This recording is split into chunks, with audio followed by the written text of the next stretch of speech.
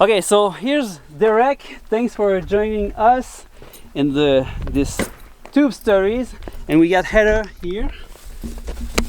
They drove from San Diego to play with us tonight with the tube, and we're going to talk about which focal length am I using.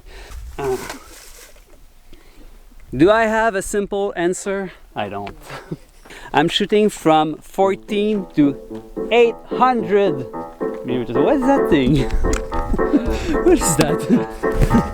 The 150 600. It's just on there for look.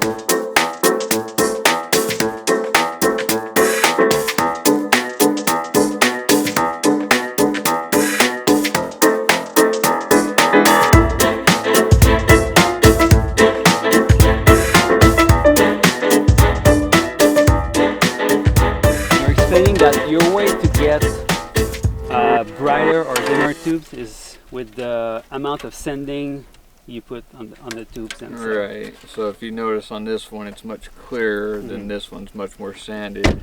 So that's bright tube. Yes. Weak tube. Yes. Nice trick. It's very simple, straightforward.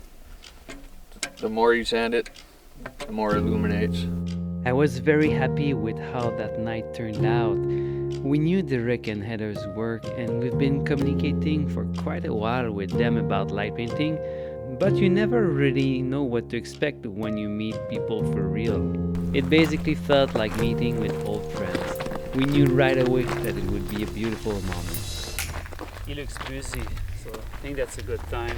I enjoy light painting, but the fun factor is what just, the very first time, even though it was a horrible experience and picture-wise, big learning curves throughout the whole time, the fun factor, the being out there with another individual, when you get to run back over and look at the back of the LCD and you're like, that worked. That's really what sucked me and drew me into it after seeing how cool it looked from your very first work. But after I saw that, I would say a couple months after, got a tube and went out and played. Some of them weren't good, some of them were interesting, and yeah, I do believe I still have my very first photos that I had ever took. It was with my amazing partner in crime that's usually in almost all my light painting pictures. But yeah, that would be it. To me, Derek is probably one of the best in this field. He's really following the spirit of the technique, and he's been there almost since the beginning. It was very interesting to have conversations about small details on the technique with other people that share the same passion for it. There's something very different about your work that is instantly recognizable, is that you're doing seascapes and tube light painting.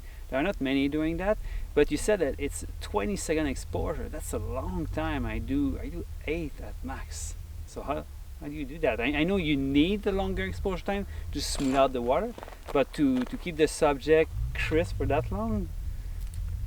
Well,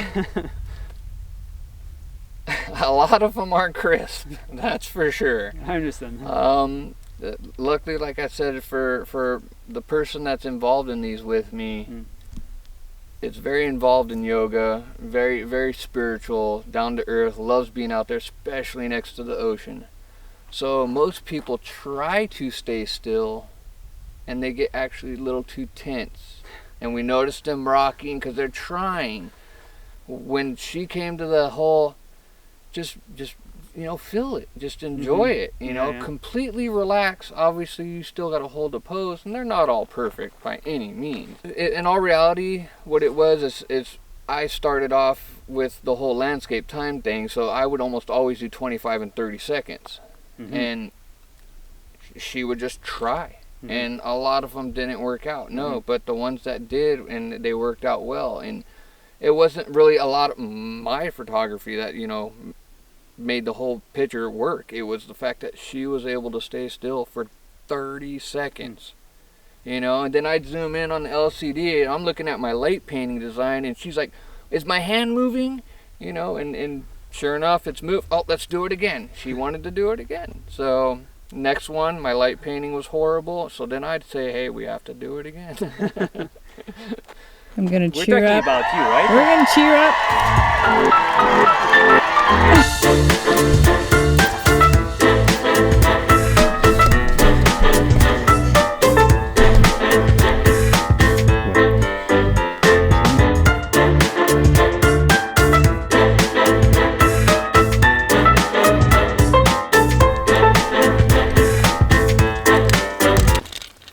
Bravo. Talking about focal length, I'm not even able to say that word. Like the GHT or GTH, it's not something very easy to say for French Canadian. And that's another very common question: which focal length am I using? And there's no simple answer to that because my range is from 14 to 800. It happened once. Once. Only once. And actually, we never published that video because it was so bad. But we tried to use a 400mm lens with a 2x extender. I was 300 meters away from Kim. I was running for over, I think it was 3 minutes, just to reach Kim from the camera to review the pictures. The trigger was barely working. We couldn't hear it, we couldn't see the light of the trigger, so it was just a leap of faith. My camera was on manual mode, I think probably 20-30 seconds. So I was just clicking many times with the light off and then hoping it was started, and then I would turn on the light, do a circle, turn it off. But the problem with when shooting at 800mm at night is that you get super long start rails and the quality is just disgusting. It's so ugly. You don't want to do that. Probably with a better lens, a prime 800 would be better. I don't know, but Yeah, but that would be like a boat. yeah, carry you around. you need a team to carry that thing. That was good for the exercise of it, but not really Practical, good quality. yeah, not good quality. So that's the longest one we did.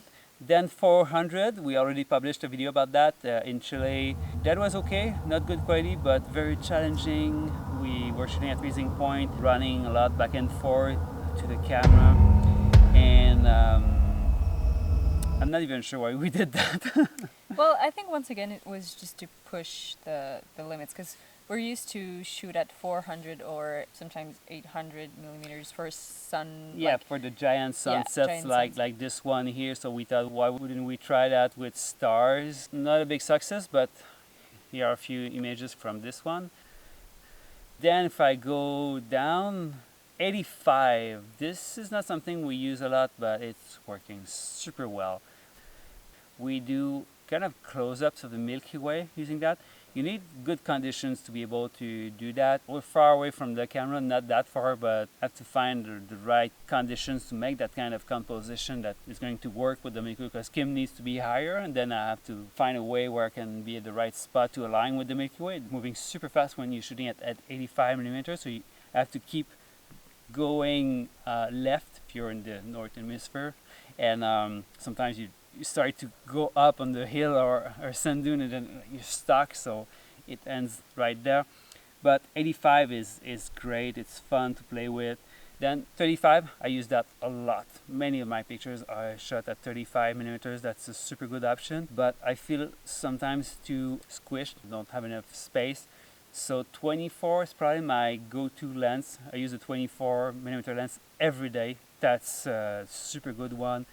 Wide angle, very good quality. And then 14 that I use a lot also for the Milky Way. It's such a good one.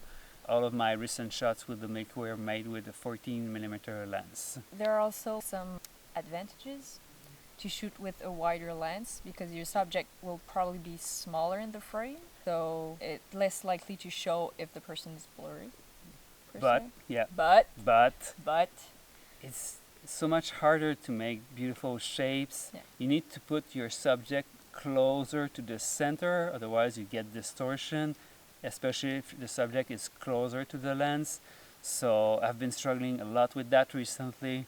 Sometimes I do only bad circles, and I realize, okay, that's because I'm just a little bit too much on the edge, but I'm Yeah. not that far.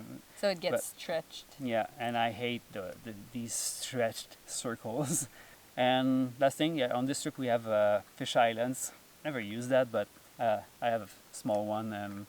It's been working well recently. I have these two pictures right there.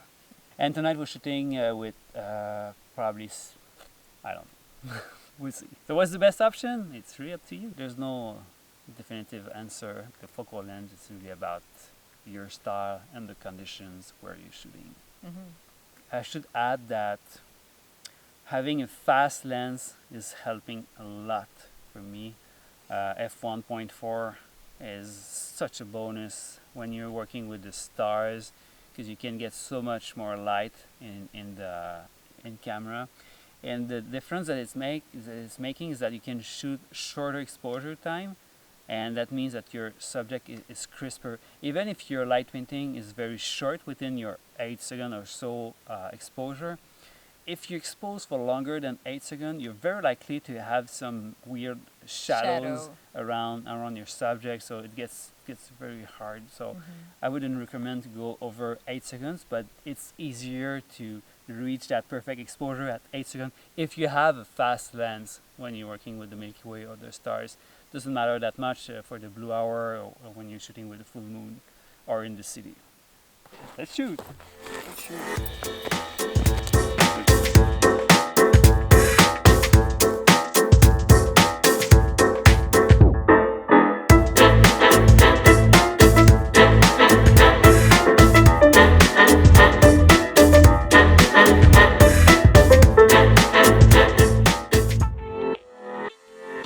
Derek and Heather have a very different workflow and rhythm than Eric and I, which was very interesting to witness. They understand the technique and make it their own. They also make a beautiful team as they complement each other very well. Meeting with folks from the tribe is part of the global evolution of this tube light painting technique, and it's partly through these amazing collaborations that we all grow together.